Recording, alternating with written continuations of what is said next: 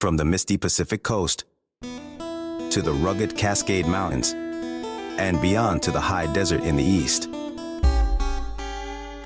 Whether you chase black-tailed or mule deer, Roosevelts or Rockies, if you fish for bass or salmon, hunt cougars, bears, turkeys, or ducks, we want to talk about the most overlooked section of the outdoorsman community, true Pacific Northwest hunters and fishermen. You have found the podcast for you. Born in the wettest woods of the lower 48, where we only talk about the endless pursuits of the far western world to inspire you in your next adventure. There will be many tags in our lives that go unfilled, but if your first objective is to learn and grow, you can find success in every season. And I stand up and like, oh my God, Your foot fell off. it's off. Can't find it. And ask the big questions about what truly motivates our life in the wild. I believe that God gave us the ability to do this. You go from plodding along and not really living to living the full, abundant life that He has for you now. You are listening to the Oregon First Hunting and Fishing Podcast. Thank you for tuning in. We're so glad that you chose to listen to our show today. We are up here in Beaverton. I'm recording with my co-host today is Gage. Hello. And we're in the Airbnb of our guest, Mike Thompson. Thank you for having me, guys. Yeah. I wanted to give a quick announcement. Please remember to follow us wherever you'd like to stay up to date, especially if you want to join us for fishing trips or hunting trips. Facebook users, you can join our Facebook group at Salem First Hunting and Fishing Club. And if you get a chance to do that, make sure to share the show. If you can get one person to subscribe to our show, it goes a long way in building this community. If you want to get feedback, offer corrections, or submit a question to ask for our future guests, we have a form for you to submit. If you go onto our link tree in this episode's description, we'd love to hear from you. And just a quick announcement, we're not going to do a fishing trip this spring. Unfortunately, Marvin, the owner of the private pond that we have done our fishing trips at, he actually passed away a couple weeks ago. So we can all remember Marvin. Thank you for the pond that we got to fish on as a club. Kind of gave us our start. Super fun memories there. But Marvin is no longer with us. So no fishing trip this year, but hopefully next year we'll be able to have a new spot lined up by then. In this episode, we're going to talk about SB 769, which is local cougar management with ODF&W oversight. We're going to do a little Oregon hunting terminology quiz. We're going to talk about the Northwest Mountain Challenge and have a conversation with our guest, Mike Thompson. So Mike is a veteran. He's a full-time outdoorsman. He's the owner of Thwackit Outdoors and 22 Outdoors. And he's also a main partner with the Northwest Mountain Challenge. So Mike, thank you for joining us. Well, thank you for having me. Gage is going to lead you through some icebreakers. Now, we didn't give you any warning on these because they're supposed to be kind of on the fly. So, you don't need to go into as much or as little detail as you want. Alrighty, so the first question that I think we all know the answer to this, fishing or hunting? Oh, that's hunting, hands down. Yeah. Hunting? All right. Bow or rifle? Bow. Are you being Not paid a to say that? hesitation. Yeah. No, it's a bow, hands down. Ducks or geese? If you want a lot of fun, ducks. If you want big bruisers smashing the ground, geese. All right. That's a Good answer. Good answer. East or west? East side. East side. East side. Well, that's where you live. East side of the Cascades. Has it always been east side for you? Yeah, I killed a blacktail here this last area, but in y'all's areas, like, they're steep, and then there's like cliff steep, and you're past cliff steep. Yeah. Can be. These coastals are stupid. Nope, I'm good. Was it your first blacktail? It was. Oh, cool. Yeah, Yeah, they're it was- cool. Yeah. And with the bow? No. No. Oh. Broke your own rule. It was second Yeah. to last. It was second to last day of rifle season, and I had a doe tag and a buck tag, and I was like, well, that's a blacktail, and I'm ready to go home. So I whacked, and I was like, that's not the buck I wanted to shoot.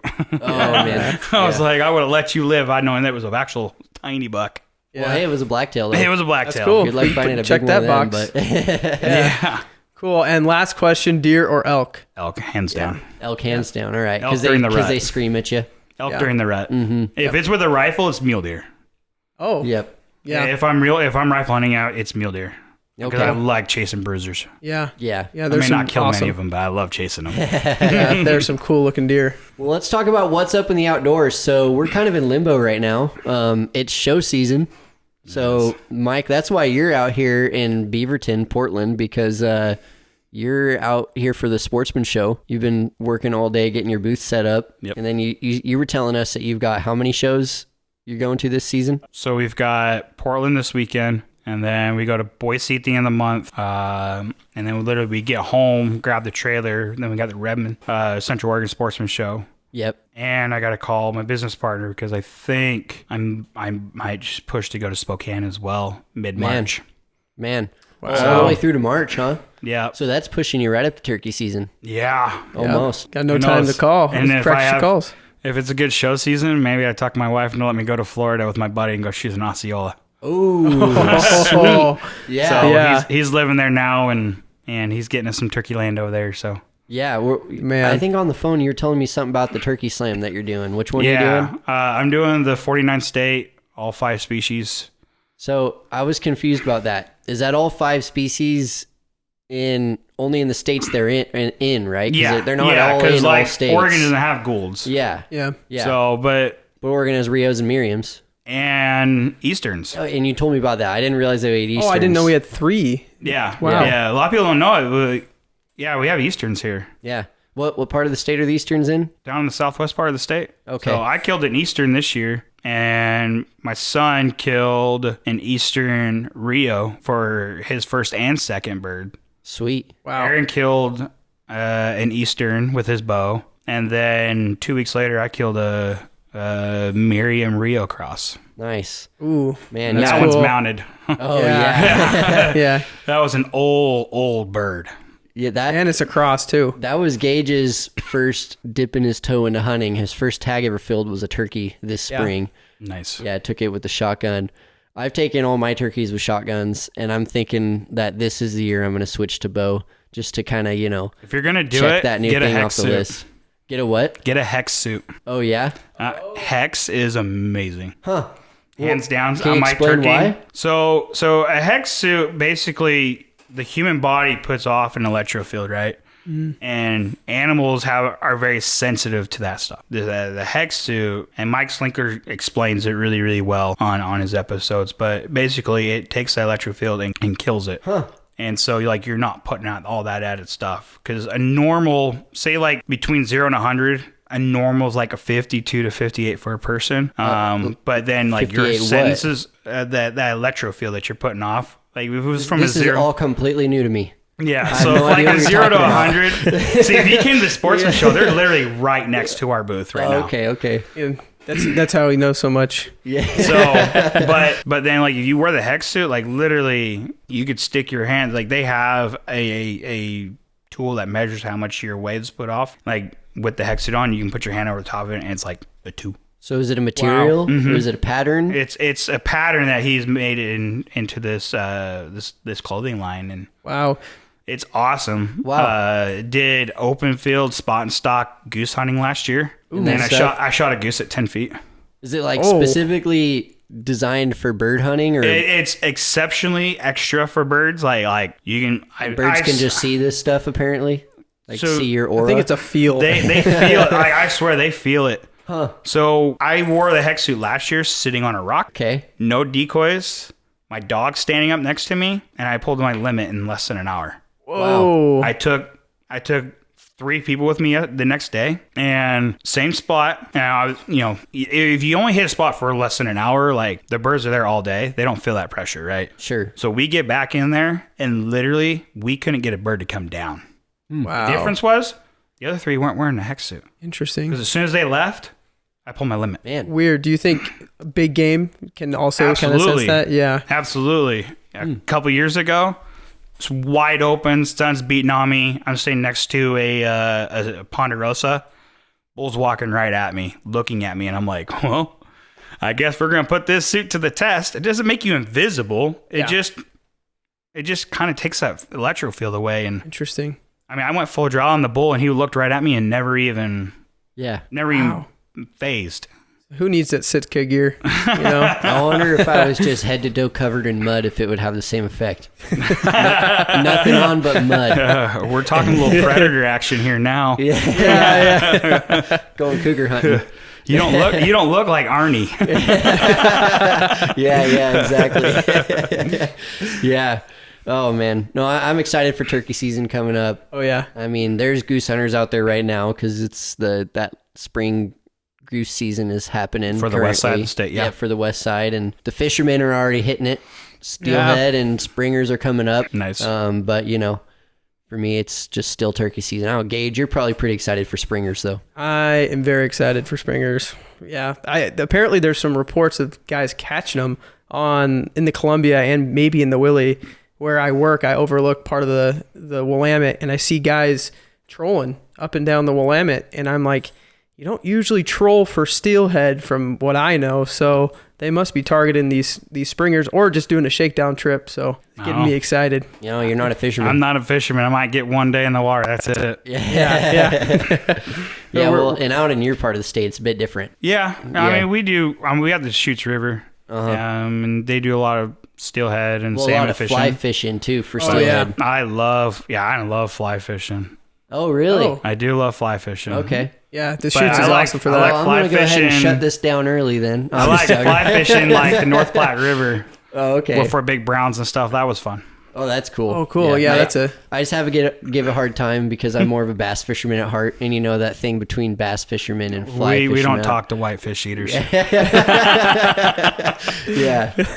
Hey, Gage, you want to hit that little call to action? Sure. If you have any topics you want us to cover or a specific question you want us to ask our guests, submit those to the link in the episode description. We want your feedback. Well, here's a look at the news. We have a wonderful opportunity to try and help out Oregon's struggling mule deer populations and to help control these crazy high cougar populations that we have in other areas of the state too. We have talked about this a lot on the show, about not this specific effort that I'm bringing up, but just the problem of cougars and how It's populated massive. they are and what they're hitting. And I mean, so one of the things that's overlooked a lot of times in that conversation, though, is just how sad it is that this generations old hunting tradition that's completely valid, and it is challenging, and it is practiced by people for generations. Absolutely. It was robbed from the outdoorsmen of Oregon back in the early 90s. And Senate Bill 769, we're calling it SB 769, will allow each county in Oregon to vote whether or not to allow the use of hounds for pursuing cougars within their own county. What that will mean is that the ODF&W, if they so choose, and we're hoping that they will, that's sort of the foundational belief of this bill, is that the ODF&W does want to allow cougar hunting. It's just not currently legally allowed. ODF&W, they'll still have full control of the quotas and the seasons, but at least they'll have the option to utilize citizen hound hunting as a way to try and fill those lion quotas, because I don't know if you guys pay much attention to that. Do you know the last time a lion quota was filled? 94. Yeah, it is interesting to think back to beyond 94 when we were allowed to. I mean, it was like it ran the same time, it ran concurrently with the bobcat pursuit seasons, which we still have bobcat pursuit seasons, and Yeah, I've ran bobcats with hounds. Yep. Me too. And it's really controlled. Yeah. Really easy to turn on and off the spigot. Yep. And there's no reason not to. Quick interruption about the cougar quotas. Looking back at the last 5 years, this year in 2025, the statewide quota is 970 cougars, which counts non-hunter kills and hunter kills. In 2023, 2 years ago, we killed 331 cougars. That's a 2% success rate for the hunters. In 2022, it was 345. 21, it was 343. In 2020, it was 345. And in 2019, it was 327. So really consistent over the last 5 years. We've killed about the same amount of cougars every year with a 2% success rate on that tag. And that number is going to be skewed because the tag is given out with the sports pack as well. So I'm really hoping that the voters are going to, at least in the counties, are going to be able to make this happen. And Howl.org worked with OHA to get the word out in a really major way. They really held on to this tight because they didn't want the antis to have too much time to rally against it. Yeah. And so they really waited to the last minute, and then they spread the word like crazy. And all the hunters, like, I don't know about you guys, but I texted a bunch of people on my contact list, like, hey, put in some testimony, go to howl.org, and write in. The deadline was this Tuesday we're recording right now, the 11th. The hearing actually already happened today, and I haven't heard any report on where that ended up. We'll report on that later. Yeah. Well, a biologist came out and said there won't be a mule deer left in the Staines in 10 years. Yeah. Yep. Yeah. Not one mule deer. Are you kidding me? That used to be like the most sought after Eastern unit. Yeah. That's where the giants were at. Yeah. Not one left. Man. And now you're talking, now they're like bighorn sheep are struggling because the cats are killing the bighorns. Yeah. And if it's not the cats, it's the dogs. Or the bears. Or the bears. Oh, yeah. Bears are ruthless. Oh, yeah. Especially on elk calves. Mm-hmm. Yeah. Oh, yeah. Elk calves for sure. And that was a point that they've brought up before, too, or I think Sam brought it up on our last episode about how areas with high cougar populations and high bear populations, the bears will push the cougars off their kills, so then the cougars have to go kill even more deer to feed themselves because the bears are eating their kills. The problem they're running into in Idaho right now is that the cougar is killing an elk and leaving, and the wolves are coming in and taking it. And the cougar will have 7 kills before he finally gets to eat 1. Yeah. Because the wolves are going in and just following it and just eating it. 7. And they kill, well, I don't know about elk, but at least I know the statistics from the gentleman from Howl. From John Stallone. Yeah, John Stallone. He said that a cat will kill a blacktail mule deer once every 14 days, but since the bears are taking their kills, it's 2 every 14 days. Yeah.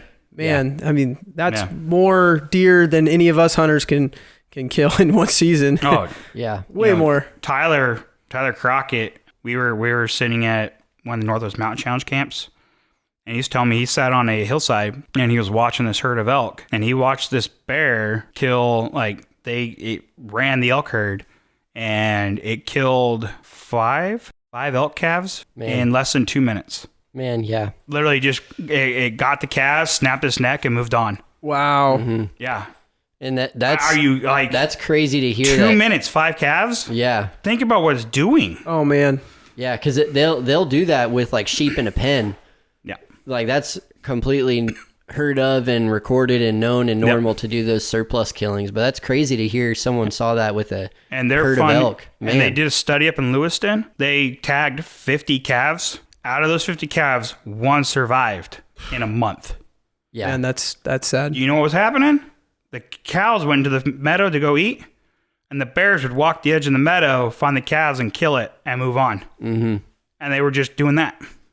Jeez Louise. Yeah, well, and that's the other thing that this does not, Senate Bill 769 doesn't say anything about bears or trapping or anything like that, which that's the second half of what we lost in the 90s was the pursuing bears with hounds, but also across the United States, one of the most effective and common ways to hunt bears is by baiting. Mm-hmm. And we lost that at the same exact time. And, this is a great step forward, and I really hope it happens and at least would grant us some hound hunting for cougars in certain counties. I know that Jericho and I would drive across Cascades to go chase cougars with our hounds. That's something, that's not an issue. I don't ever expect that Portland would pass, it's like there's certain areas that are just a lost cause, but Eugene, at least Portland. Yeah. But at least, it's not that far of a drive to get into a county where it's like, it's possible that, who knows if one of the coastal counties, that'd be awesome. Right. But I think after this, let's keep going. Let's save these ungulate populations and bears put the hurt on fawns. Keep an eye on that Senate Bill 769. There's probably going to be more action for you to take. Make sure you keep up on howl.org because they are It's howlforwildlife.org. Howl.org redirects you to them, but they're very on top of it for spreading the word about these things and making it easy for you to take action. So hopefully you got some testimony in, and if you didn't, there'll be more chances for you to do that. Let's go ahead and move in. We're going to do a little bit of a special segment today with, we have Gage on, who originally joined the podcast to talk more about salmon fishing, but he's here today as a new hunter. Yes. And we noticed as when we're out in the field together that there's lots of lingo out there that, we will just throw around without even really thinking about it. And then the new hunters are going, what's that mean? Slang terms. Some of these, Gage, they're going to be real easy. Some of them, not so easy. Oh, yeah. Right? So let's see. I'm going to start off with what I think is a real easy one. Forky. That is what I killed this last October There or you go. November. We said forky quite a bit. You want to define it, though? It is a two-pointed deer. Yep. That's right. How about raghorn? That is an elk that has anywhere from like 3 to 5 points. Sure. Yeah. Yeah. Right. It's Just a little bit undersized. Small 5. Yeah, small I've 5. seen some giants. There's some 5s that aren't raghorns, that's for sure. It's more just an immature bull. Immature bull. It's not a spike, but he's not a mature bull. Yeah. Okay. So there you go. Okay, I wasn't too far off. Third one. Yeah, you weren't too far at all. You got to know a greenhead. Oh yeah. That's what we were looking for this duck season. Green Hardcore. beans. Define it. It is a Drake mallard. There you go. What is someone hunting with when they say stick and string? I'm gonna assume it is a bow, More than that.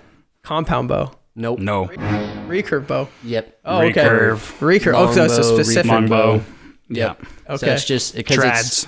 it's literally just a stick and a string. Stick and a string. Mm-hmm. Yeah. The other thing you'll hear is trad hunting. Trad hunting. Okay, I have Traditional. heard that. Traditional. Oh, traditional. Oh, okay. Cool. Yeah. This one might be hard for you. Okay. This one's really like pretty blacktail specific. Okay. Bench leg. Oh, I'm gonna assume it is an older buck that. No. Nope. Nope. It's a Is it- blacktail mule deer cross. Yep. Oh, cool. Uh-huh. You Dude, get a lot of bench legs in the Cascades. so the reason they call it a bench leg is because the Cascades are so steep that supposedly it's kind of a joke. One leg is shorter than the other. That way, when they Oh. stand on the side of the hill, they're level. Oh, so I it's a bench see. leg. I Yeah. see. That's cool. Okay, how about a sprig? Sprig. Oh. You know this one. Oh, you definitely have told me this. Bull sprig. Bull sprig. Come on. Oh no. Okay, I know this. Pintail. It's a Drake you go. pintail. I'm saying like yeah. pintail.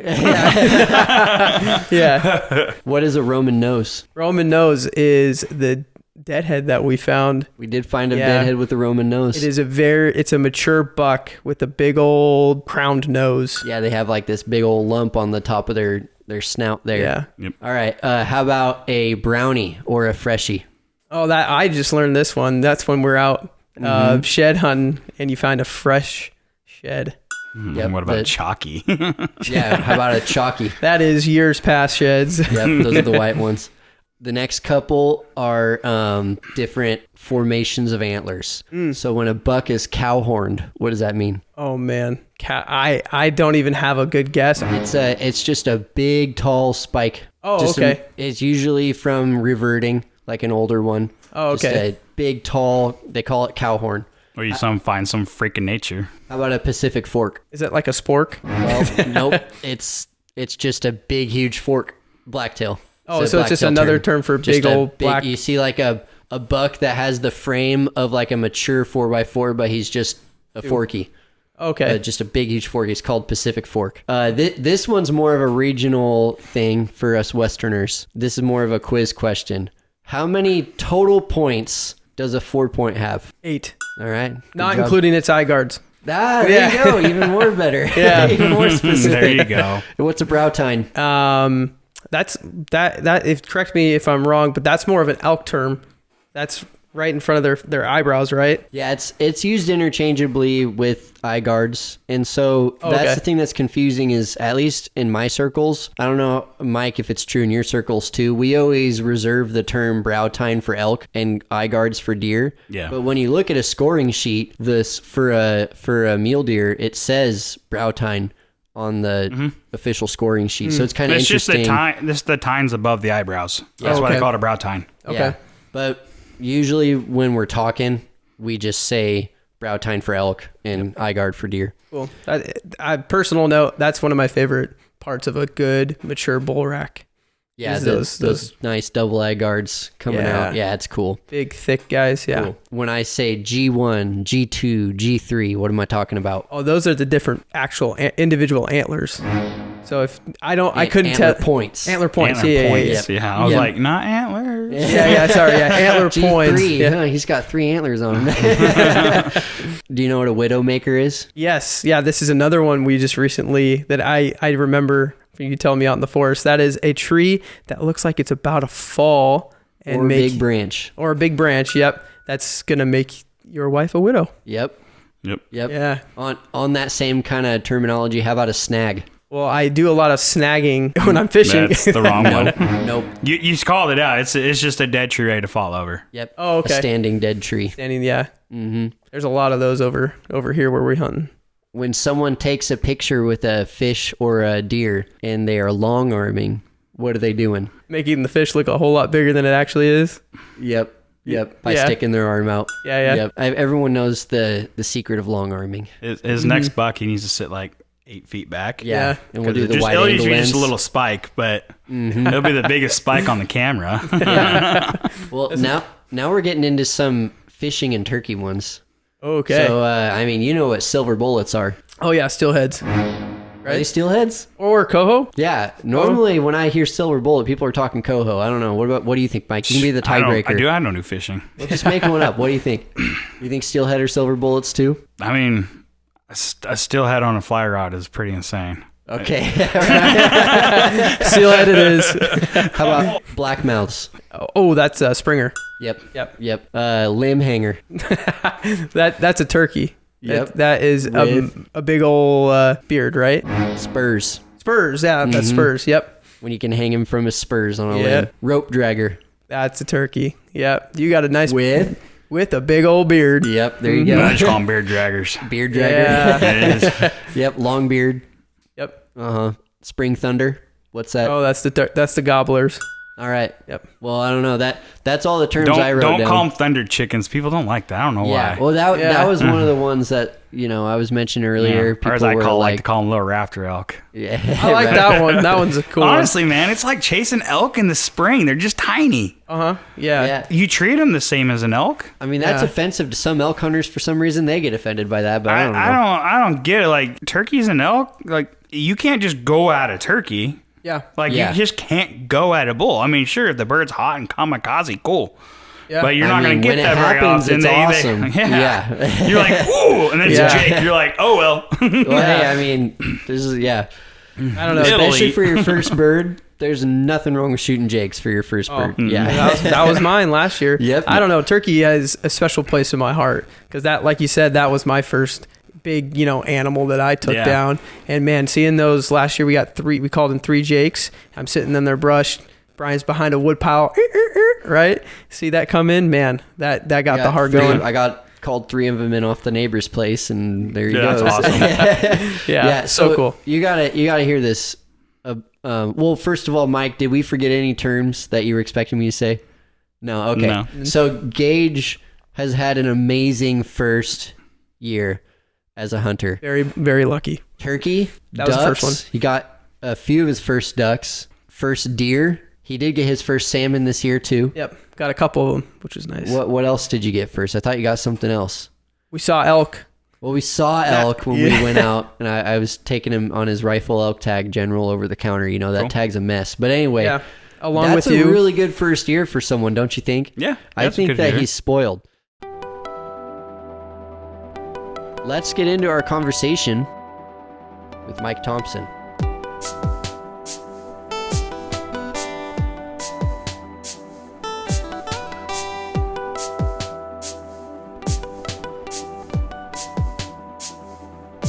Well, Mike, we always want to start off by asking our guests to share their favorite hunting or fishing story.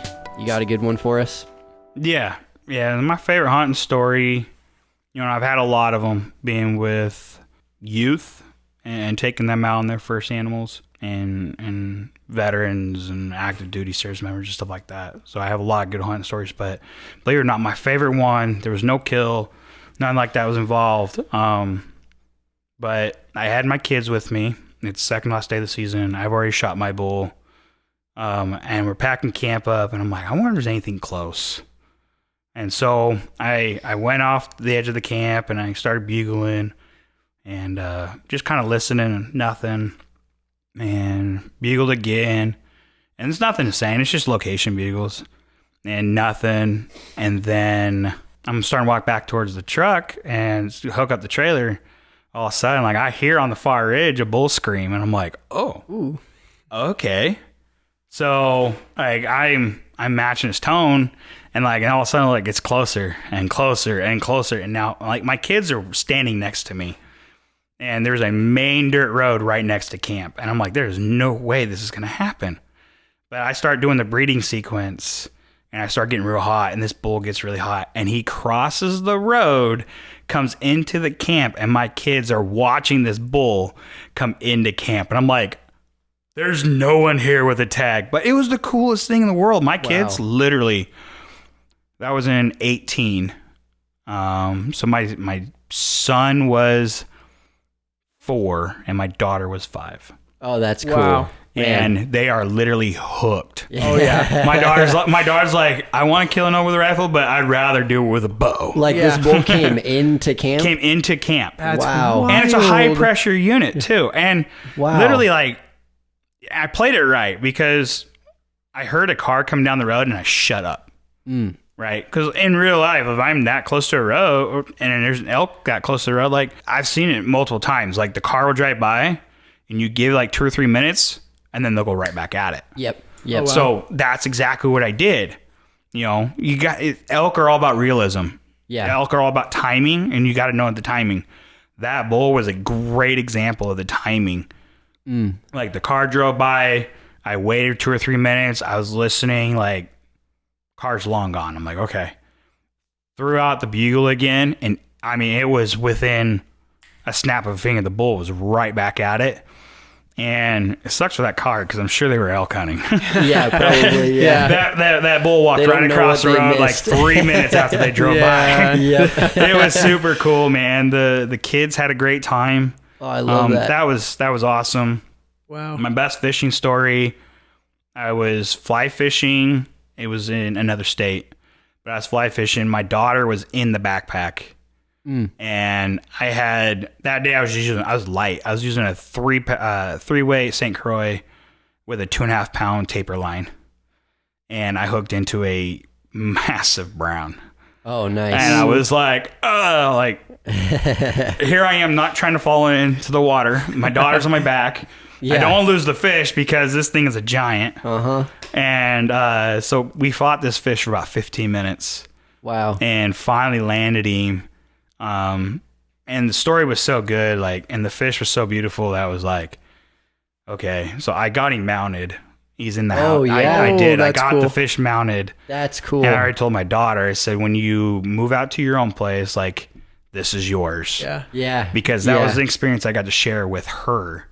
Dude, she was laughing and kicking. And that's when she was 5? Oh, no, that was when she was... was... it was a different trip. This is a different trip. Okay. That was when she was not quite 2 yet. Yeah. Oh, Wow. Real young. Yeah, really young. Man, That's awesome. that's an awesome So, story. dude, it was so much fun. I loved it. I like having my kids with me in the woods. So Yeah, That's me really too. cool. My daughter's going to be 2 this summer. My son's going to be 5 next winter. And so it's fun. oh, I love it. It's Yeah. so much fun. My son's already dead set that he wants his first animal to be an antelope. And I'm like, well, it's pretty specific. Start putting him for precious points Yeah. now. Well, You might draw it when he's 20. yeah. We'll take him out on one of the bow units. A little easier to get. Yeah. Oh yeah. Yeah, but Those anyway, youth tags, man. sometimes those youth tags are pretty great. You know, the youth opportunity in Oregon is pretty awesome. But Yeah. you know, Absolutely. Yeah. cool. Yeah, Well, that's such a cool experience, especially with the bull coming into the camp. Oh, yeah. You talk about hooking on your kids. They've seen it so many times now. She almost got stepped on this year by a bull. Yeah. Man. Her mom walked down the road because the elk were out in front, out down the road. Yeah. And so she walks down the road, and the elk literally she's like, I was sitting right here, and there's the bull elk track like 5 feet from her. Just walked right by her. She was like, Man. I didn't want to move. Yeah. Wow. Yeah. Well, you don't want to spook it. You don't know But what it'll I mean, do. and it's a herd bull too. Like she was like, Wow. oh yeah. So that She monster. said she was absolutely scared to death. Yeah. But yeah, there was the elk tracks just right there. She just sat there next to the tree. Has Wow. she started filling tags yet? No, she will start this year. This year? Ooh, This year, wow. she hunts on her own tags. She excited? Yeah. Yeah, she's excited. She's gonna get her own new gun, and All right. Yeah, that's what's awesome. the first target? so she will go after mule deer and elk this year. Mule deer and elk. All right. Nice. Both Yeah. rifle tags? Yeah, Yeah. yeah, both be rifle tags. We probably got 2 or 3 more years before she can pull enough with a bow. Yeah. Yeah. Yeah. Because she's tiny. the minimum's 40 for deer. 40 for deer and 50 for elk. Yeah. Yeah. Something like that. It's hard for a little girl to pull that back. Yeah. You know, take some practice. Oh, So, yeah. But Man. I mean, she has been shooting a bow though since she was 3. Got a leg up. Wow. So 3 years old, man. That's cool. yeah, Starting young. yeah. Wow. And she got her first compound at 6. All right. Wow. Good for her. So Yeah. Fun stuff, man. That's Yep. cool. I love it. You run Thwackit, which, how would you describe what it is? Like, I was trying to tell Gage, like, I don't know if you'd call it like a hunting media company, or like, I don't know if it's like what is Thwackit and how did it come about? So that's kind of a long story. In 2018, we lost my little brother in a car accident. He's 12 years younger than me, and we lost him in a car accident. Man. But he lived every day like it was his last day, right? And so I can remember growing up, all I wanted to do was film hunting. I wanted to just hunt, be a part of the videos, be a part of the action, live in the outdoors. Yeah. And it's somewhere down the road I lost track of that. And my other brother, who's just 2 years younger than me, we kind of sat back and were like, you know what, let's do this. And so we actually started 22 Outdoors first. Oh, okay. And the focus of 22 Outdoors, 22 veterans a day take their own lives. Yeah. My brother and I are both military veterans. My wife's a military veteran. We've lost lots of friends to veteran suicide. Oh, man. And so, you know, we got to this point where it's like, we need to stop talking and start helping. And like, you see the push-ups for veterans, you see the I'm going to ruck 22 miles for veteran suicide. Cool. But what is that actually accomplishing? You're doing something hey, like they don't mean it this way, but how I'm seeing it is cool. Look at me. Look what I'm doing. Yeah. Right? Sure. How are you helping? You're bringing awareness, but how are you physically helping? And so our whole goal was to get veterans out of the house and back into nature, and using that as a way of keeping them from hurting themselves or others. Yeah. Because most of the suicides occur in the home, right? Yeah. They come home from overseas, they get out of the military, and they feel like there's nobody there. Yeah. They don't reach out. People tell them to man the hell up, suck it up. These are men and women that have seen things and done things that literally they just went through years and years of training Yeah. to desensitize themselves to be able to do what they did, come home, and no one told them how to return as a civilian. Yeah. And literally, everybody's a terrorist. Don't trust anyone. The garbage on the road's a bomb. the dead animal on the road could have a bomb in it. Wow. People that they fought overseas. Now, I'm not being racist, but sometimes they're just like, Yeah. it's a mindset. Mm-hmm. Don't get me wrong. I have great friends from overseas that helped us, right? But it's a mindset. Yeah. Totally. Yeah. They panic. They lose it here. You know, you drive down the road, you see garbage on the side of the road. You're like, no big deal. Like, dude, look, somebody's throwing their trash out the door. They drive down the side of the road. They see trash. It's fight or flight. That's a bomb. I'm getting as far away as I can. Yeah. Yeah. That's their mindset. Yeah. So we're using 22 Outdoors to help use nature to get them away from that mindset. Yeah. You know, we were taking a veteran on a hunt who was dying of colon cancer, and we filmed this hunt down in Texas. And I just got off the plane in Dallas, and I was flipping through Facebook, and I seen there was a suicide at the Air Force Base I had served at. Oh man. And I was like, holy cow, my buddy is still there. I'm going to give him a call and see who it was. And so I called him, and I was like, hey man, like, is this somebody that we know? And he's like, Kiefer killed himself. Oh man. On base with his service weapon in the patrol car. Wow. I was like, oh my goodness. Yeah. I lost it, dude, because here I am taking a veteran that's literally fighting for every second of his breath to be with his family and to survive. Didn't even realize that Kiefer was hurting. Yeah. So that, I mean, just to put that in perspective. Yeah. So that's what 22 Outdoors is all about. And somebody called us out and said, oh, you're using veterans to make yourself better and boost your own name, which that's not true at all. I'm a military veteran myself. Yeah. Yeah. Like, that's not even close to the truth. But we decided that, you know what, let's start Thwackit Outdoors. And that is our little group that we hunt and film and hang out and do all that stuff together. And we use 22 Outdoors for the veterans. And so we separate the two. Yeah. Yeah. So the 22 Outdoors, is that you connect with people by like networking, or is it something that's kind of like promoted that anyone can approach you? So that to one's be a part of that? That one's I've really done mostly with networking. Okay. And I'll really watch Facebook. And there's times where it's like, hey, I'm a disabled veteran. Yeah. Or I'm an active duty service member. You know, I got this tag, but I can't really do much. And if it's an area that I know really well, like, let's go. Yeah. Yeah. It's cool. You know, we had a hunt last year. Active duty service member drew a second season bull tag in a unit that I know like the back of my hand. And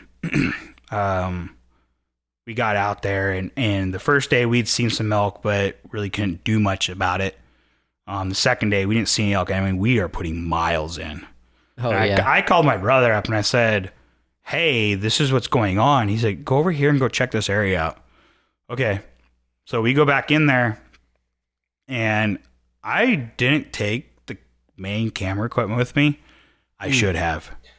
I should have, because what we were about to see, I couldn't even. If I wasn't there, I wouldn't believe it.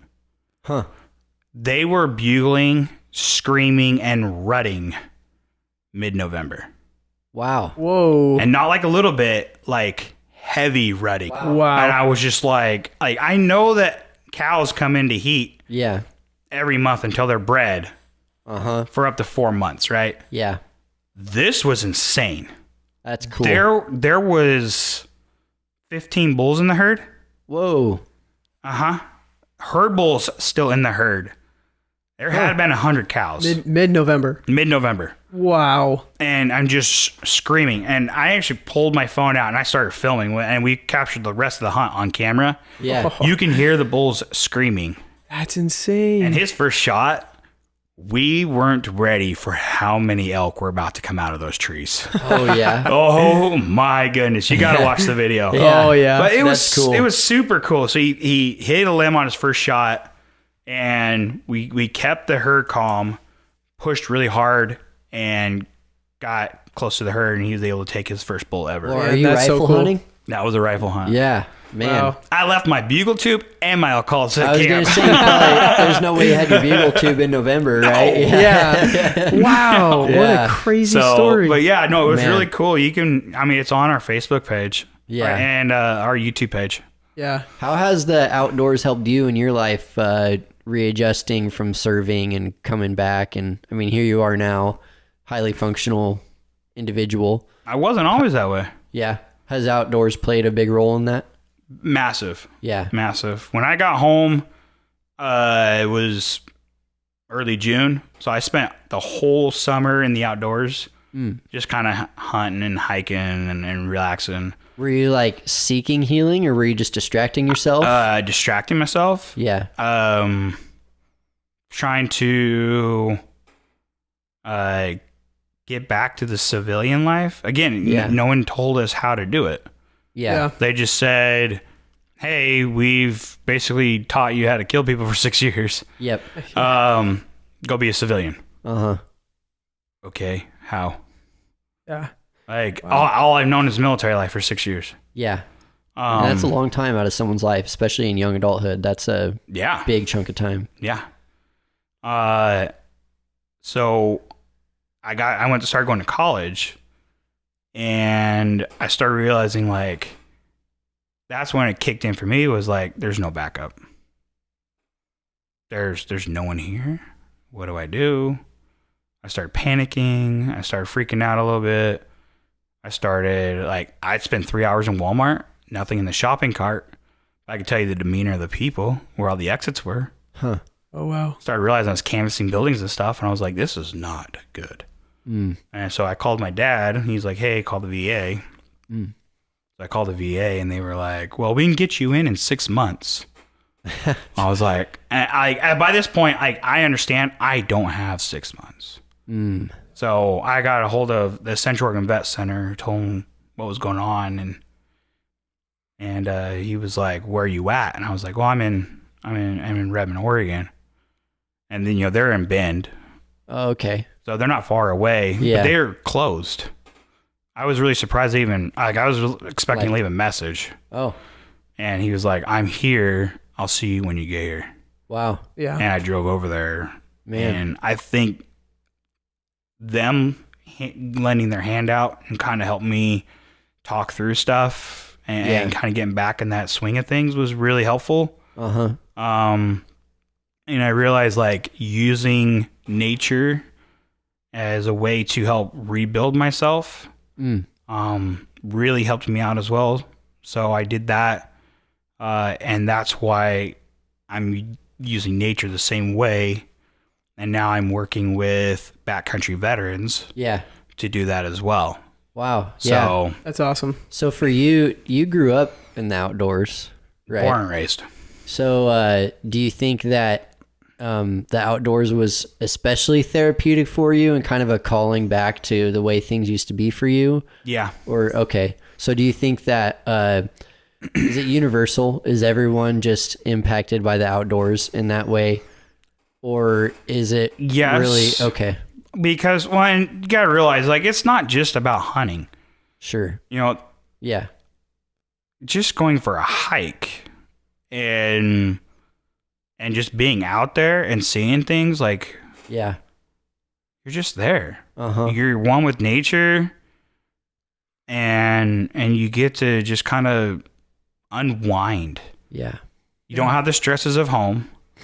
You're not sitting there just staring at your phone. Mm-hmm. You're not watching videos to really relive the moments in the sandbox like my buddies were doing. Mm. Yeah. They were doing all they could to try and keep a hold of that because it was all they knew. You can't do that out there. Yeah. Like, you have to let go. Yeah. And so that's why we started going that route. Yeah. Mm-hmm.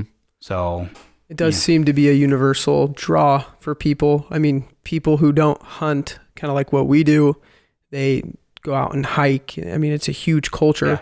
So even if a vet you meet didn't grow up hunting or going out and doing those outdoor pursuits, I mean, it's a natural connection that they'll fall right into. And I think the 22 is, I mean, that just makes sense. Yeah. And I think there's a aspect to that too. That's like our identity as human beings. We were created, I believe we were created for this habitat we live in, and this habitat was created for us, and that we satisfy a part of our deep longing within our beings when we're out there. That it just brings peace and it just feels right. Like, when you're hiking or in the woods or on top of a mountain and you just kind of look around and it just feels right to be there, I don't know. When I'm crawling through that reap rod, it doesn't seem too natural. The reap rod is man-made. Yeah, it is. It's a government psyop. There's probably something to that. And the blackberries were not originally there, but here we are. So yeah, that's good. That's good. No. And then, I mean, that's really cool to hear that, you've kind of stepped into that and you experienced healing in this way, and then you're doing everything you can to try to spread that to your brothers in arms. Yeah. How did your life lead to you being a partner with Northwest Mountain Challenge after all that? Well, I have really good friends. And originally we were looking at starting our own type of Northwest Mountain Challenge. Okay. And then Like with 22? with Thwackit. Yeah. But I mean, we were a team. Yeah, it's inseparable, right? Yeah. Yeah. So, we were going to start Thwackit or start our own version of the mountain challenge. But then we decided, hey, what if we were to talk about maybe purchasing a challenge? Yeah. And so, I'd already spent a shoot helping put the courses on at Hoodoo, right? And that was really cool. TJ and Hillary, I really got to know them. They're fantastic people. They're one of the original owners of the Northwest Mountain Challenge. Yeah. So the next summer, like, we worked hand in hand with them to kind of learn it and everything. Yeah. And realize, like, maybe this is something we don't want to own, but I still want to be a part of. And so I really stepped up with them, and TJ, Hillary, and I, we had some conversations, and in the end, I became a partner with them. Yeah. And now I help get sponsors for the shoot. Which is something you seem to be pretty good at. It's a human connection, man. You just got to talk to them, and just like what we're doing here. You just got to talk to them and just realize, like, Steve Rinella is not, to everybody else, oh, Steve Rinella. To me, it's like, hey, what's up, Steve? Like just treat him like a human being. Sure. That they want to be treated, not a celebrity, and you'll go way farther. Yeah. Absolutely. So that's how I really learned to work with other companies. And sometimes it's just a no, and that's okay. Yeah. So, sometimes it's, hey, you're a little late to the party this year. How about let's talk early next year? Okay. Yeah. Super cool. So, I'm not to derail us too much, but it kind of seems to be maybe the nature of the hunting community that our pursuits humble us to where the community is pretty tight knit and open to connecting. Yeah.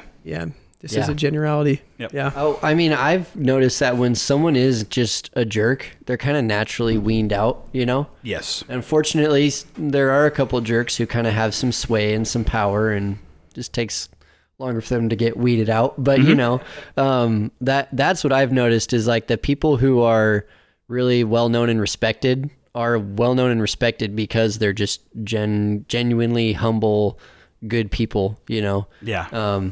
And so, it kind of like naturally corrects itself. Like, if you're going to come in and be a jerk and be high and mighty and prideful, then no one's really going to want to work with you, right? Oh, absolutely. Yeah. But then if you're just like a good guy, right? And which everyone I've interacted with in this space has just been a good person, and that it's easy to see why you'd want to network with them in the first place. Yeah. Well, and you learn real quick, like you said, people that are trying to build a business in the outdoor industry, if you're a jerk, you're either not going to be a jerk for long or you're going to be a jerk on somebody else's front porch because they're not going to take it. Yeah. You know, this is a as big as the hunting community is, it's really not that big. Yeah. Yeah. It's a good point. And it gets around real quick. You know, that's why you just need to be a real person and just treat everybody like they want to be treated, you know, with respect. You know, they're just trying to do the same thing you're trying to do, and that is be successful for the hunting season. And they want to learn, and, you know, they're out there doing the same thing you're doing. Yeah. So, you know, all these companies are doing the same thing. You know, they're all trying to build a name for themselves, but at the same time, they're just people like us. Yeah. Yeah. We might have put the cart before the horse there, because we haven't even really defined what the Northwest Mountain Challenge is, or, you know, where it is, or what happens there. So maybe if you could give us a rundown of, you know, what can someone expect to happen there, and why should they go? Okay, so the Northwest Mountain Challenge is it's a fun shoot. It's mostly just a family fun event, right? We do have a Triple Crown competition as well, which, as far as I know, we're like the only major shoot that does 3D courses like this and still has a competition. Oh.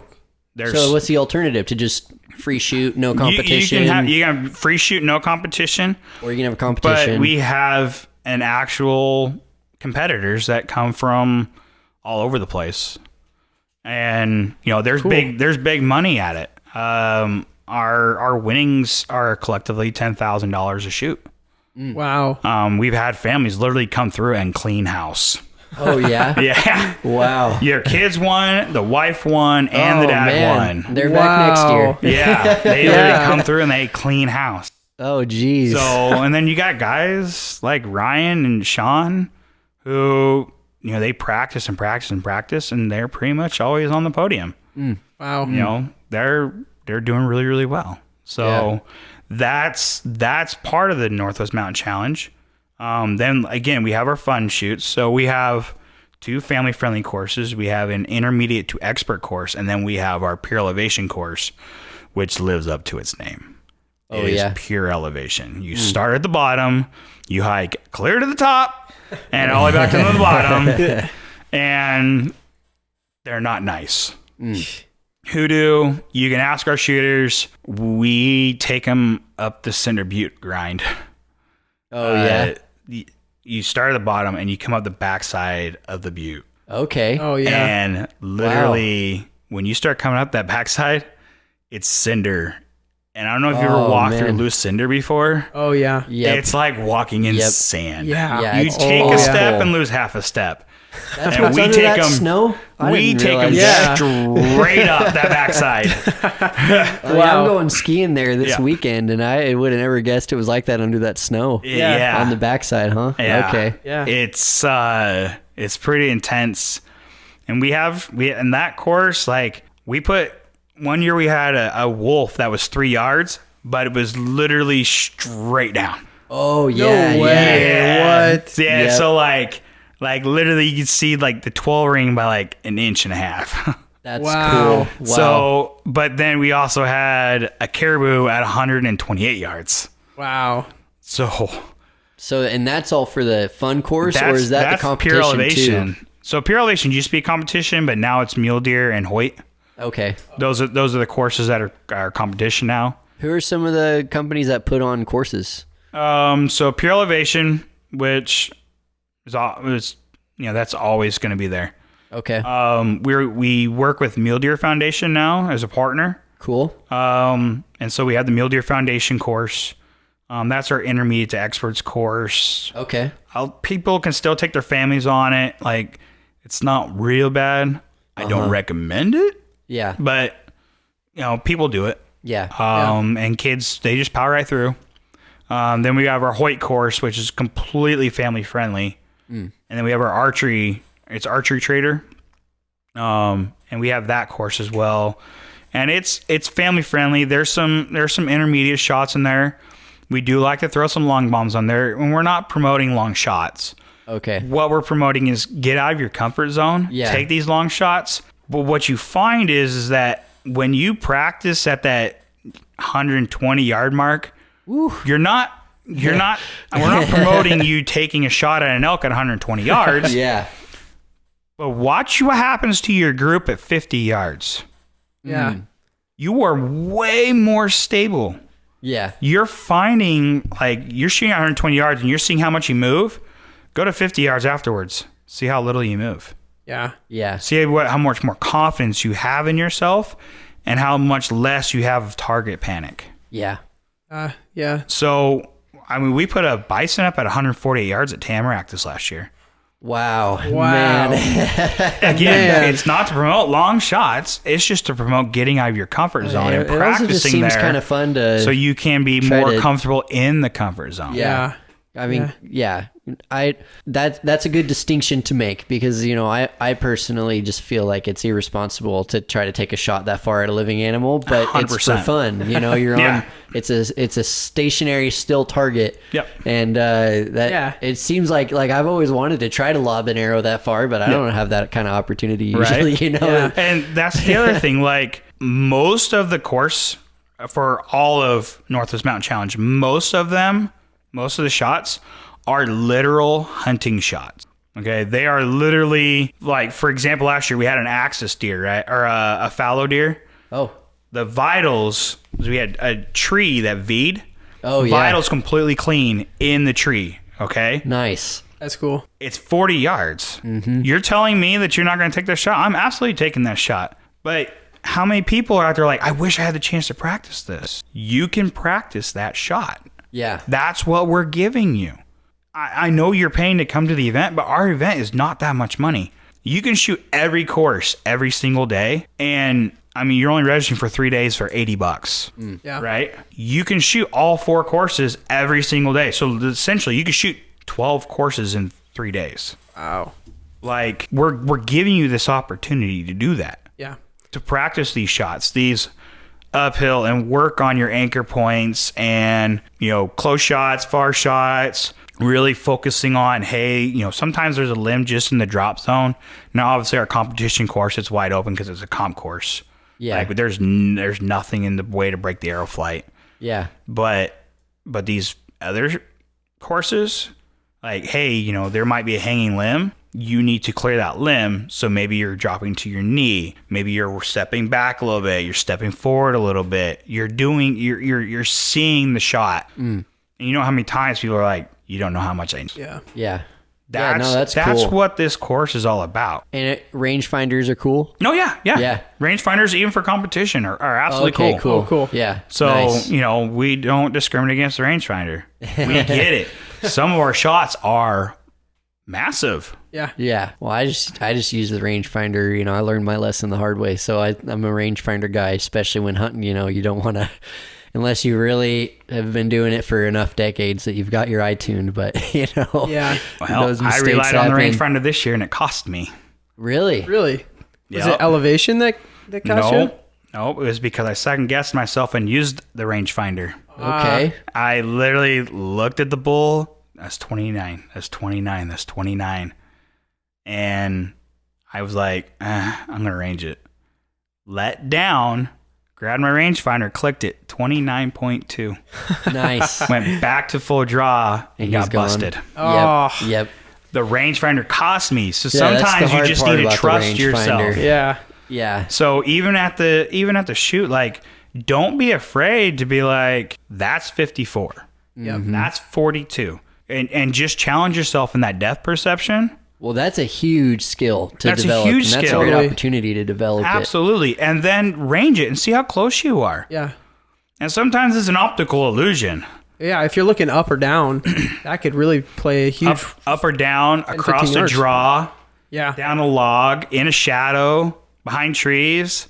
Yeah. Like, there's a target one time, literally, I mean, you looked at the target, you're like, that's 24, that's 24.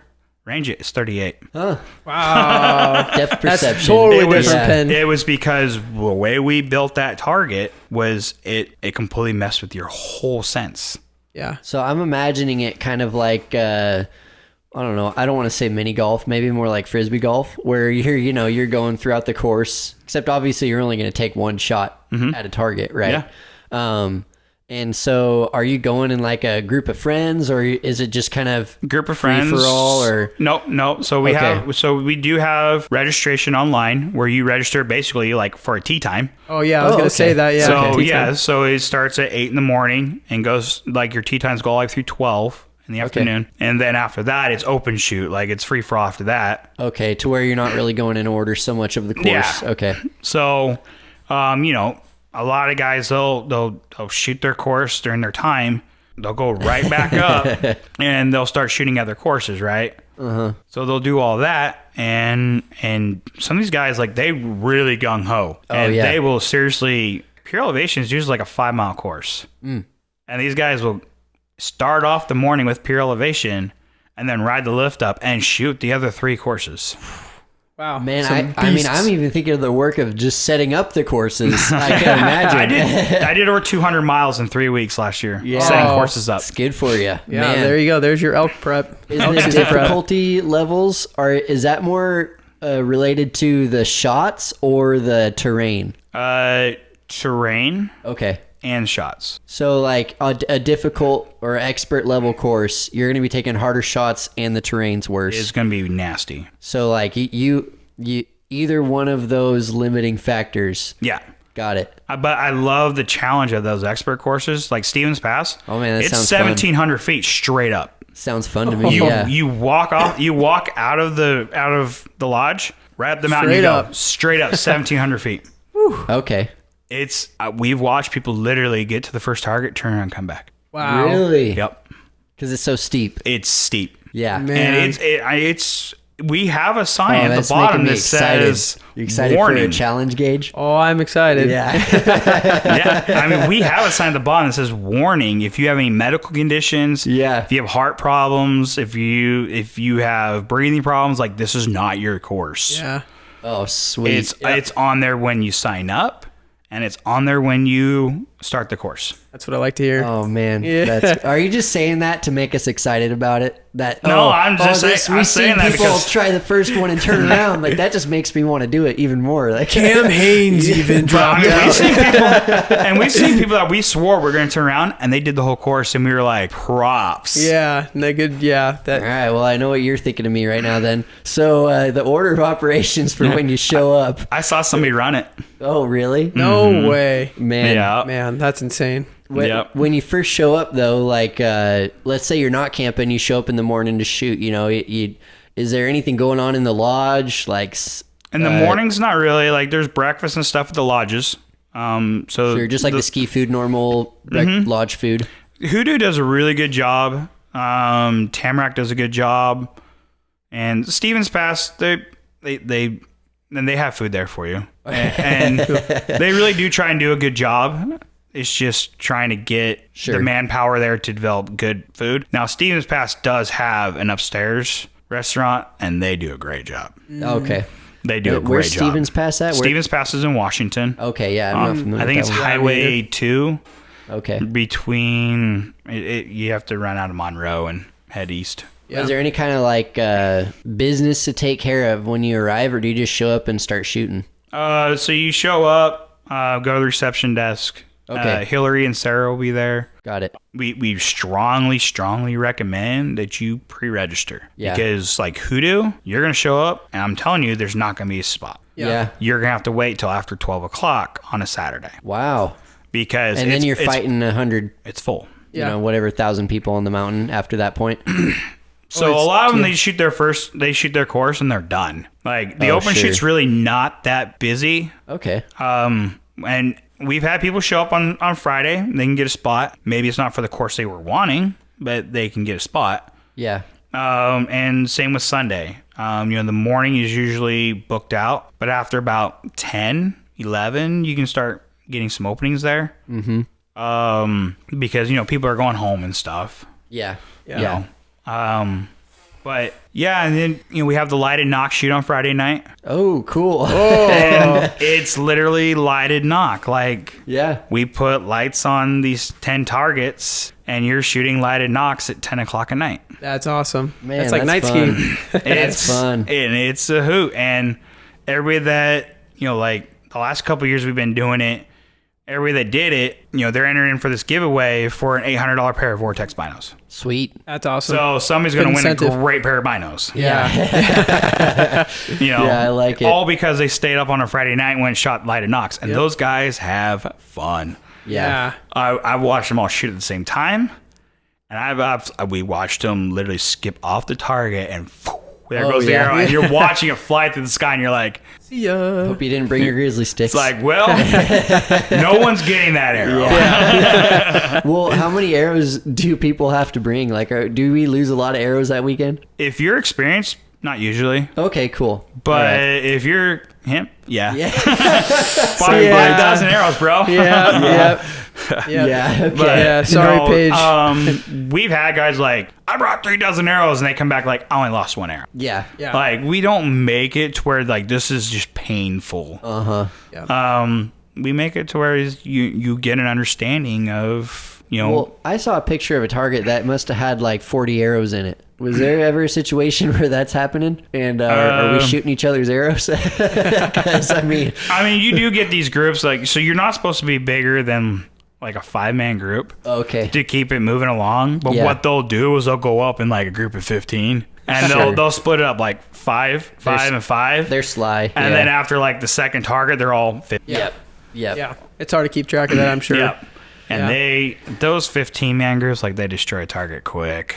Oh yeah. So, but the funny thing is we've watched guys literally forget to knock an arrow because they're all hanging out. Ooh. And you can hear it too. Like you'll just be sitting there listening and you're co-wop. I'm like, How does that Dry happen? fire. Do that. Dry Wow. fire. Dude, it happens every Man. shoot at least 3 or 4 Must times. have stuck Wow. a flask in their pocket Yep. too when they were up there. Because Yeah.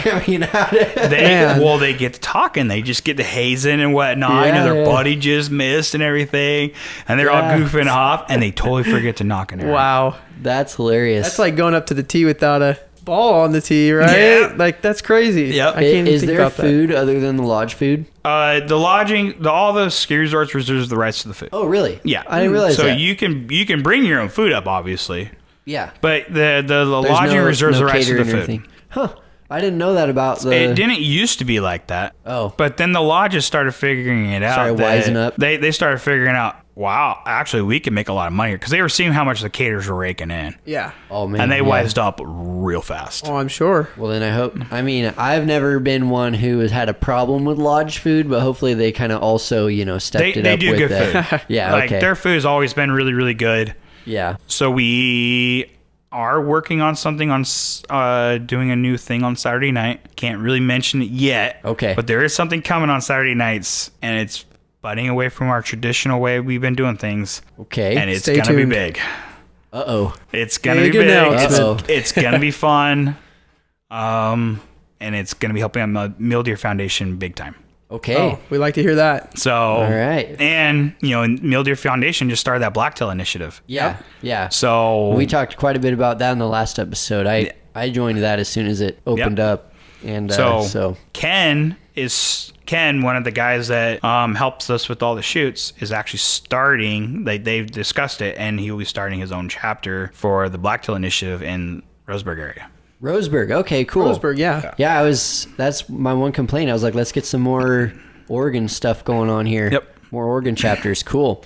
What other kind of attractions are there? Any kind of music or anything like that? So we like to run music during the day. I think we're going to start pulling the cornhole boards out a lot more often. Sweet. We have lots of vendors there. Okay, vendors Oh, cool. and stuff. Yep, All there's right. lots of vendors there. I think we had 22 vendors at Hoodoo this year. All right, yeah. So Yeah, we have our own vendor village. There's a kids course there. So, and your kids, they get to shoot for awards and stuff, and they get recognized in front of everybody as well. Oh, that's fun. Awesome. So, yeah. So it's a lot of fun. The kids love it. So it's a family affair then. It's literally a family affair. This is a whole event. And a couple of years ago, to shoot Hoodoo was like $120, right? Yeah. It's $80. Why? Because we didn't want to dig into the family wall. Yeah. Yeah. Because by the time everything's said and done, you know, a family of 4, by the time they paid for their shooting and the food and the fuel, and, you know, say the dad or the mom or both of them take that, if they come up on a Friday, they're both taking a day off from work. Yep. Like by the time it's said and done, you know, they're over $1,000 for the weekend. Yeah. Like this is their family vacation. Yep. We decided we're not digging in their wallet anymore. Yeah. That's awesome. And so we dropped it. And so I think a family of 4 is like $230 now instead of $350. Yeah. Awesome. That's huge. That's So- super huge, especially nowadays where everything is going crazy price wise. So it's something where the family can get out there on a Saturday or Sunday or Friday, and it's going down in price, especially after COVID. Man, I can't think of anything that's like that. Yeah. Name one thing. Yeah, name one thing. Yeah, comment down below. Well, even our sponsors and our vendors, like we dropped the price there too. Oh yeah. Oh, So it used to be like if you want to be a platinum sponsor, it was $1,500 per shoot. Now a platinum sponsor, you can be under $1,500 all 3 combined. wow. It's $500 to shoot, but if you do all 3 of them, we give you 10% off. So now Wow. This makes sense. you're And that's to $1,350 make- for all 3. That's to make a course, right? No, Oh, okay. that's your platinum level sponsoring. So that's basically get you your website on our website, your name on the website, your name on the shirts, multiple target signs, multiple banners, like Wow. highly recognition, right? Yeah. Yeah. The courses, it used to be 5,000 if we set it up. Now it's 4,000 if we set it up. It's 2,000 if you come up and help set it up with a team. Okay. Wow. Okay. So Dropping prices. we even cut the vendoring prices down. And if you want to be just a vendor, no sponsor or anything, but just a vendor and have a booth there, it's $100. Oh shoot. Hey, you want to set a table up? Yeah. So, and that'd be cool. I mean, can do that. I don't know if you know Garrett Weaver from On Point. But he had in 2019, he had his there. Oh, cool. Yeah, he had his podcast there. Yeah. And Nice. it was really cool. Yeah. We should set up a table and we can record with you and TJ and whoever else Heck yeah. up there. Yeah. That'd be cool. awesome. You know, Aaron from 6 a.m., he's there. Brandon from Squash Juice is there. Tony is there. Joe and Megan from Archery World, they'll be there, and their son's there. Man. A So lot of people. there's some people there. Yeah. There's other podcasters and other filmmakers out there. Yeah. Yeah. I Oh, mean, yeah. all my friends have always gone. Yeah. So as far as the family though, one quick question on that. If like your kids are too young to shoot or something, obviously you're not paying for them. Like they're just kind of They're there. just there. Yeah. Yeah. Yeah. If you want to take them on the lift, like buy their lift pass. But if your kids are really that small, they're not going on the lift anyway. No. Yeah. But No. again, we have the kids course down in the bottom. Mm-hmm. So, and that one, like they can just walk up and shoot it. Yeah. If they're going to enter to shoot, like it does cost to enter to be part of the awards and stuff. Mm-hmm. But it's cheap. I think it's like $5. Oh, geez. It's nothing. Yeah. Sweet. Man, this that's is a cool event you guys have going on there. Thank you. Yeah. Yeah. It's, they started in 2012. And So- you would think the way we've been growing and stuff, like before COVID, we were the big guy. After COVID, TAC got into the red states and we were stuck in the blue states. And so TAC exploded. We started at the same time. Really? Yeah. I didn't realize TAC exploded when COVID hit because everybody wanted to get out. TAC they said, yeah, come on in, do your shoots. And they were on the red states. Got it. So see. we had to rebuild our first year back in Oregon after COVID. Before COVID, 2,500 shooters. After COVID, 600 shooters. Wow. That's a huge hit. That was a gut check. Yeah. Yeah. So, but we've worked really, really hard. I think we were almost 1,500 or a little over 1,500 at Hoodoo this year. Yeah. Yeah. So I think we're just under 1,000 at Stevens, and we were like 850 at Tamarack. Yeah. Cool. Wow. Well, that's Northwest Mountain Challenge. Keep an eye. What are the dates for the Hoodoo one? Hoodoo is July 11th through the 13th. All There right. is free camping. There will be power hookups, and we will put that on our website and our Facebook and Instagram pages when that comes available, so you can pre-register for that. Sweet.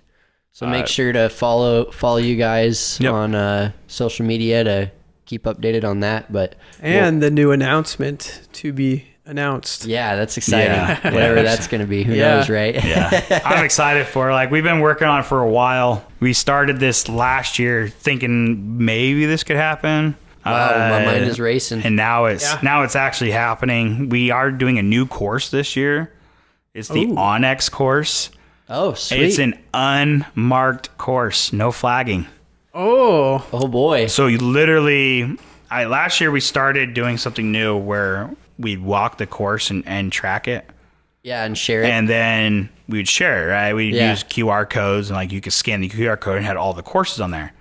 Well, this year we're putting on an Onyx course. So literally, we tell you there's the start of the course. Pay attention to your Onyx and stay Yeah. on the trail Yeah. on your phone. There's no flagging. Yeah, that's cool. that's super cool. Yeah. And Sweet. That's what I do every time I go out in the woods. Yeah. you know, we know by Sunday, like, there's gonna be a trail of foot traffic, right? Yeah. Yeah. So it is what it is. But yeah, it is what it is. But Friday, there isn't. Yep. That's cool. And so we are going to make it 100% safe. It could be anywhere between 10 to 15 targets, depending on the mountain, just because some mountains are smaller than the others. Okay. And they're just a little tighter to get in. But we are going to do the course. And it's like, we're really stoked to see how this is going to go. yeah. That's super cool. Hey, is there going to be any tent camping up there, or Yes. just okay? So Oh, cool. Tamarack, you can have tent camping at the campgrounds across the way, but you can't actually camp at the resort in a tent. Okay. But Hoodoo and Stevens Pass, you can. Wow. Where do they set up the tents at Hoodoo? Just we have they're up in the dirt. Okay. There are tent. Yeah. Yeah. There's a tent area over there. Oh, cool. And actually, a lot of people, like, if you have a reserve spot, a lot of people just tent camp right behind their buddy Yeah. in the reserves. Yeah. That's cool. So I like it. Yeah. That's Awesome. we the don't wheels let are any turning. tents. Yeah. We don't want any tents on the pavement. Yeah. Just because it does get windy, and bye tent.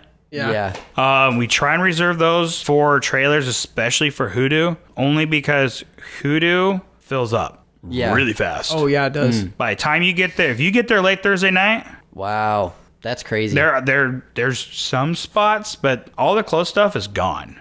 Wow. So if you get way out there, then we're not going to tell you, pull your tent off the pavement. But if it's Thursday afternoon and you're putting a tent on there, nope, we have Yeah. a tent area for you. Yeah. yeah. Cool. Yeah. All right. Exciting stuff. Yep. Man. Well, we're 90 minutes into recording, and you have got a show that you got to probably sleep and prepare for. So we should probably take this thing in for a landing now. As fun as it's been, and it is, one of the most important things that we want to ask with this show is, what is your spiritual connection to the outdoors?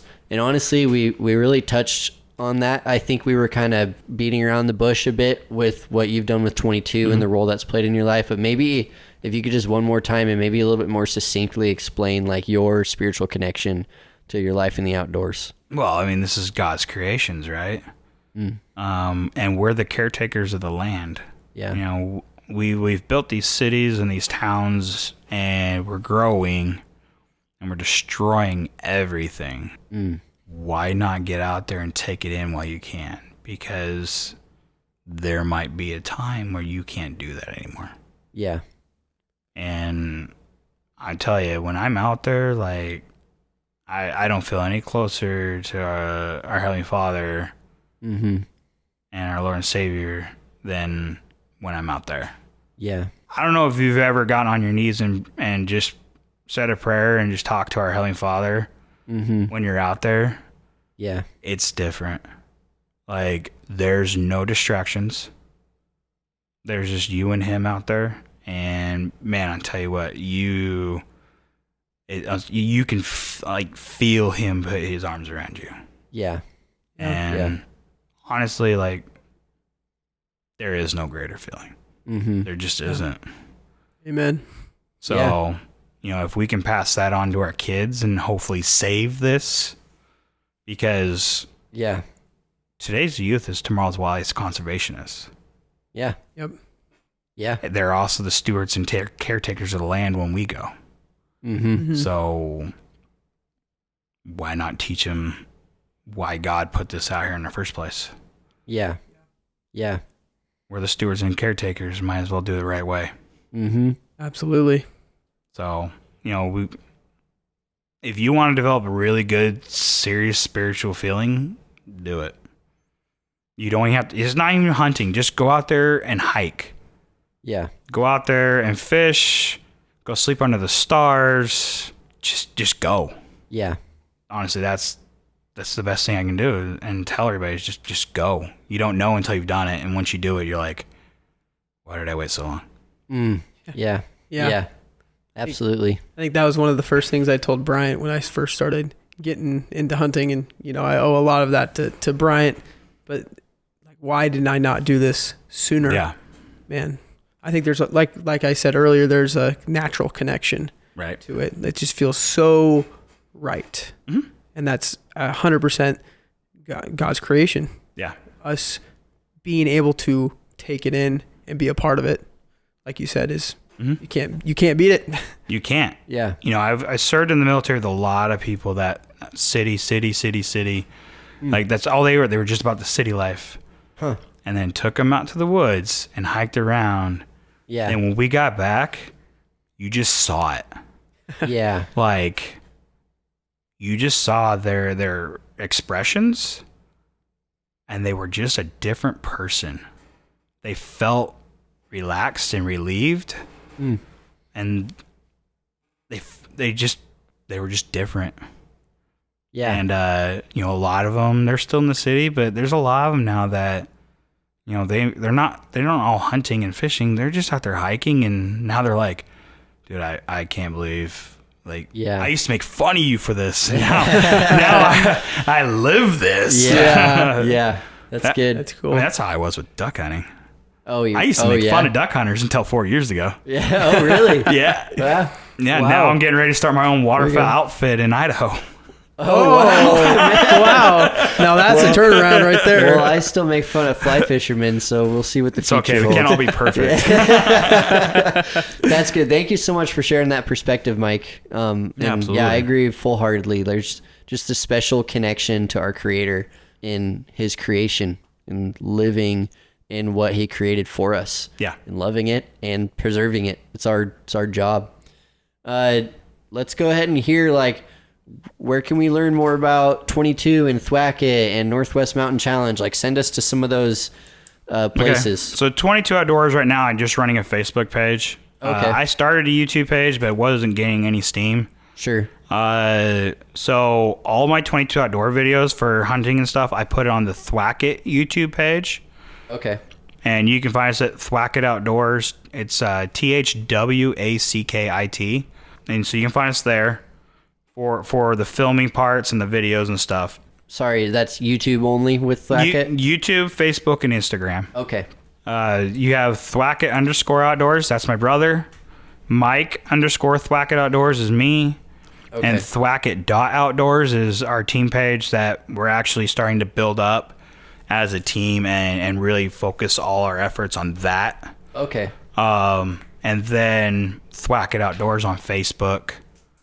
Northwest Mountain Challenge, you can find us on Instagram, Facebook, and northwestmountainchallenge.com. Awesome. Very cool. Yeah, well, thank you for your time.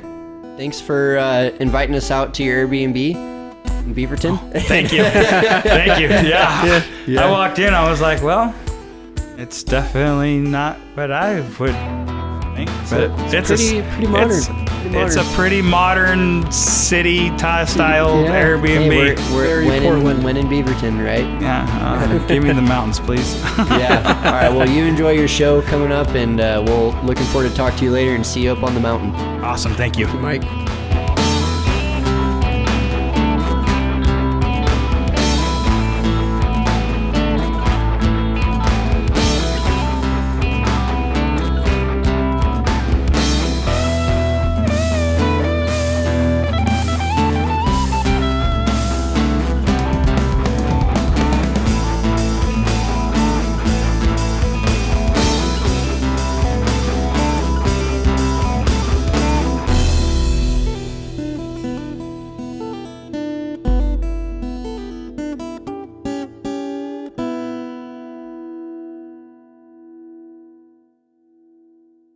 All right. Yeah, the snood, it's that, you got it, the dangly thing that hangs off. Oh, the yeah. nose. That's called a snood. Well, That's a snood. and yeah. So there's a website that's called Nudes Only. Oh, yeah. So we're changing to Snoods Only. Nice. My pickup, and I don't recommend them for you. They're more of a work truck tire rather than a driving out here tire. Especially in the snow, they're horrible in the snow.